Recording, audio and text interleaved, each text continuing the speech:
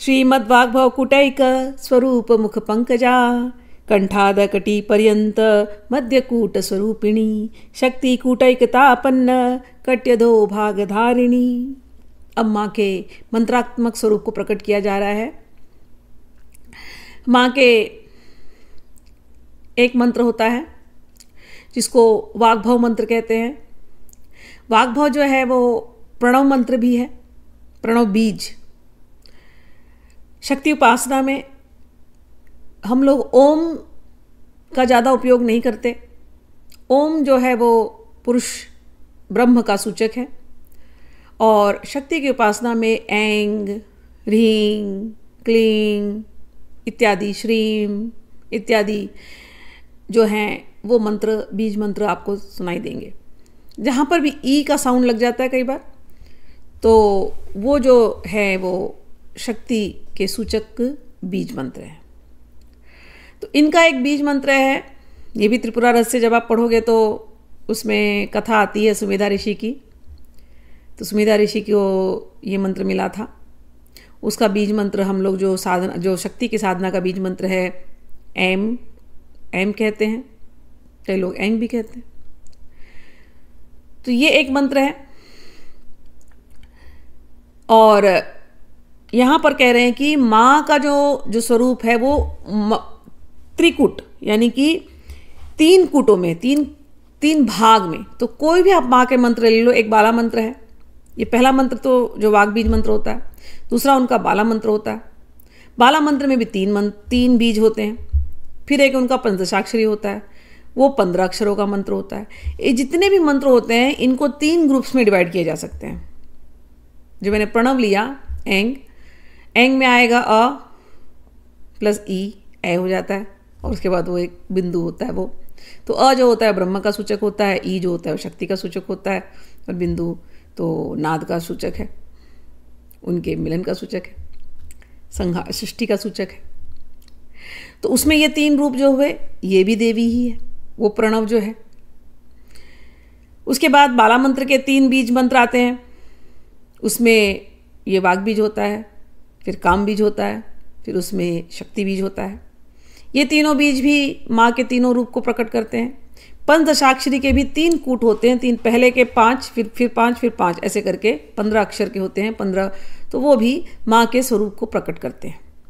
तो यहाँ जो अब कह रहे हैं श्रीमद् वाग्भव कूटैक स्वरूप मुख पंकजा, वो जो वाग्भव कूट है वो माँ का स्वरूप है और माँ का मुख है। तो चाहे आप पंचदशाक्षरी करो, चाहे आप बाला करो, चाहे आप प्रणव वाला मंत्र करो, ये तीनों ही मंत्र माँ के स्वरूप को दर्शाते हैं। आगे का है कंठाद कटी पर्यंत मध्यकूट स्वरूपिणी। ये जो 3 मंत्र हैं, जो मिडल वाला जो भाग होता है, जैसे बाला मंत्र ले ले, एग्जाम्पल के लिए बाला मंत्र लेते हैं क्योंकि तीन बीज उसके अंदर होते हैं।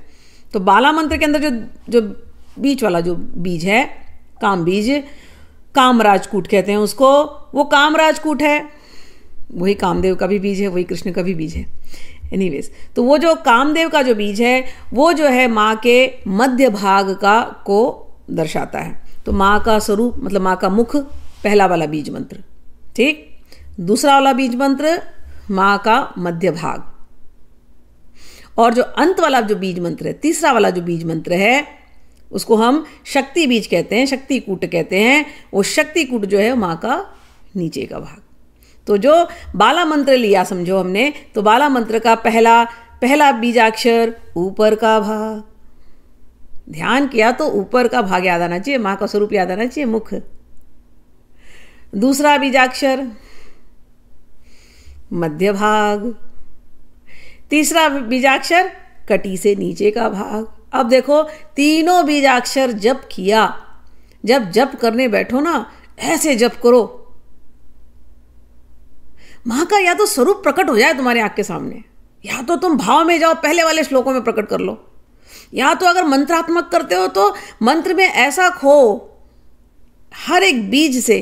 अगर पहला बीज बोला, वाग बीज बोला, तो माँ का मुस्कुराता हुआ चेहरा, उनके नेत्र करुणा भरे नेत्र, लालिमा भरे होठ, सुंदर सी नासिका, मस्तक पर सुंदर सा मुकुट, माँ के सुंदर केश, उस पर सुंदर फूल, माँ के बालियां, माँ के गले का हार, ये प्रकट हो जाना चाहिए। ये पहले ही बीज मंत्र में वाग भाव जब करो ऐसा।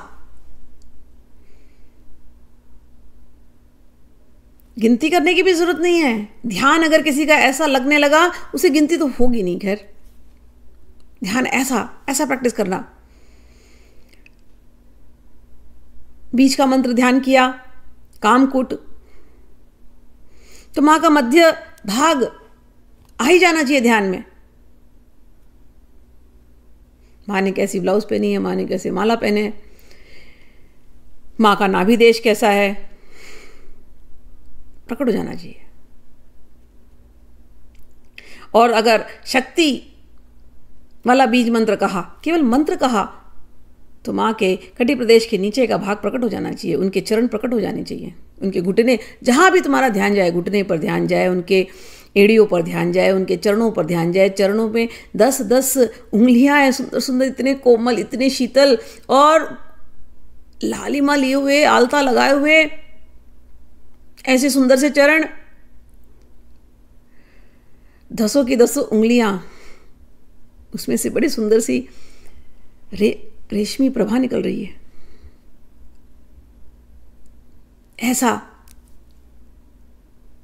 ऐसा ध्यान।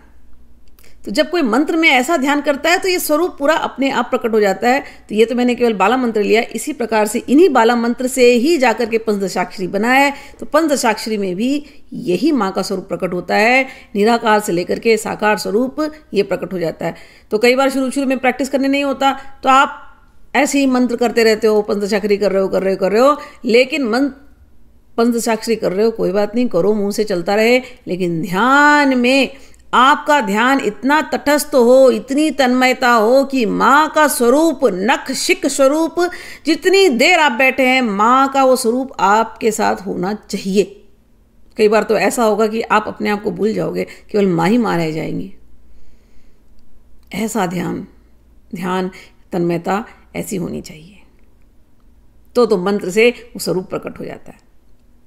ठीक, तो यहां पर वही कह रहे हैं कि श्रीमद् वाग्भवकुटैक का स्वरूप मुख पंकजा कंठादकटी पर्यंत मध्यकूट स्वरूपणी। तो पहला वाला बीज मंत्र यहां से लेकर के यहां तक के लिए है, दूसरा वाला बीज मंत्र यहां से लेकर के कटी प्रदेश तक है, वेस्ट तक, कमर तक, और तीसरा वाला बीज मंत्र कमर से लेकर के उनके चरणों तक का ध्यान है।